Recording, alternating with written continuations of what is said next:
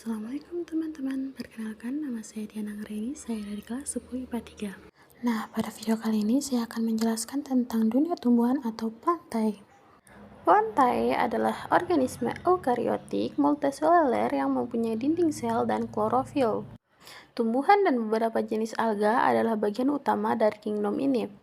Tumbuhan memiliki kemampuan untuk menghasilkan makanan sendiri atau autotrof dengan klorofil yang dimiliki. Klorofil membuat tumbuhan menjadi didominasi oleh warna hijau. Kingdom ini berperan sebagai produsen dalam rantai makanan. Terdapat kurang lebih dari 400.000 spesies dalam kingdom plantae. Berdasarkan sistem kontemporer, dunia tumbuhan digolongkan menjadi 3 divisi utama, yaitu Bryophyta atau tumbuhan lumut, Pteridophyta atau tumbuhan paku-pakuan, dan Spermatophyta atau tumbuhan berbiji. Terdapat 2 metode yang digunakan untuk menentukan klasifikasi makhluk hidup, yaitu metode fenetik dan metode filogenetik. Metode fenetik adalah suatu metode yang digunakan keseluruhan kesamaan di antara organisme untuk menentukan hubungan kekerabatan di antara organisme dan menyusun klasifikasi. Sedangkan metode filogenetik adalah metode yang membahas tentang hubungan kekerabatan antara berbagai organisme melalui analisis molekuler dan morfologi. Nah, sekarang kita akan membahas tentang tumbuhan lumut atau Bryophyta. Tumbuhan lumut memiliki ciri-ciri sebagai berikut, yaitu yang pertama, berwarna hijau karena mempunyai klorofil. Yang kedua, gametofit lebih dominan daripada sporofit.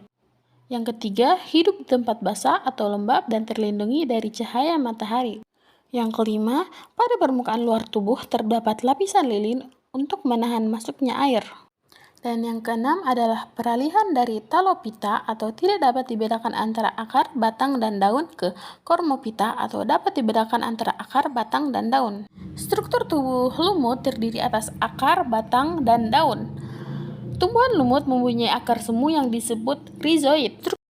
Lumut hati dan lumut tanduk tidak mempunyai struktur daun. Lumut daun mempunyai daun sederhana berbentuk pipih bilateral dengan satu pembuluh angkut di dalam ibu tulang daun dan mengandung kloroplas. Berdasarkan bentuk gametofit dan sporofitnya, Bryophyta dibagi menjadi 3 kelas, yaitu Hepaticopsida, Anthokeratopsida, dan Bryopsida. Pada reproduksi tumbuhan lumut terjadi metagenesis, yaitu pergiliran keturunan secara teratur antara generasi sporofit dan generasi gametofit. Generasi sporofit menghasilkan spora, sedangkan generasi gametofit menghasilkan gamet jantan dan gamet betina. Gametofit merupakan generasi yang dominan dalam siklus hidup tumbuhan lumut. Reproduksi generatif dilakukan melalui perkawinan antara gamet jantan dan gamet betina. Sedangkan reproduksi vegetatif dilakukan dengan 2 cara berikut, yaitu yang pertama membentuk spora haploid yang bersifat homospora, dan yang kedua membentuk mangkuk gema atau gema cup. Tumbuhan paku atau Pteridophyta. Ciri-ciri Pteridophyta sebagai berikut. Yang pertama, daun muda menggulung.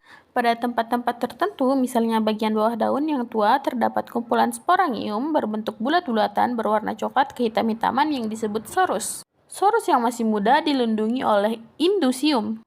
Yang ketiga, umumnya hidup di daratan pada tempat-tempat yang basah atau lembab. Beberapa jenis hidup di air, misalnya semanggi. Yang keempat, termasuk golongan Cormophyta berspora. Yang kelima, mempunyai 4 struktur utama sebagai berikut. Lapisan pelindung sel, embrio multiseluler, kutikula melapisi bagian permukaannya, dan sistem pembuluh angkut. Dan yang keenam adalah sporofit lebih dominan daripada gametofit. Struktur tubuh tumbuhan paku yaitu akar, batang, dan daun. Tumbuhan paku mempunyai sistem perakaran serabut. Pada umumnya, batang berada di dalam tanah dan disebut rimpang. Pada batang terdapat pembuluh angkut, xilem, dan floem. Daun tumbuhan paku dapat dibedakan berdasarkan ukuran dan susunan anatominya serta berdasarkan fungsinya. Berdasarkan ukuran dan susunan anatominya yaitu mikrofil atau berukuran kecil, berbentuk seperti rambut atau sisik, tidak bertangkai, tidak bertulang daun, dan sel-selnya belum mengalami diferensiasi. Yang kedua, makrofil, berukuran besar, bertangkai daun, bertulang daun, serta sel-selnya mengalami diferensiasi berbentuk jaringan tiang, jaringan bunga karang, tulang daun, dan stomata.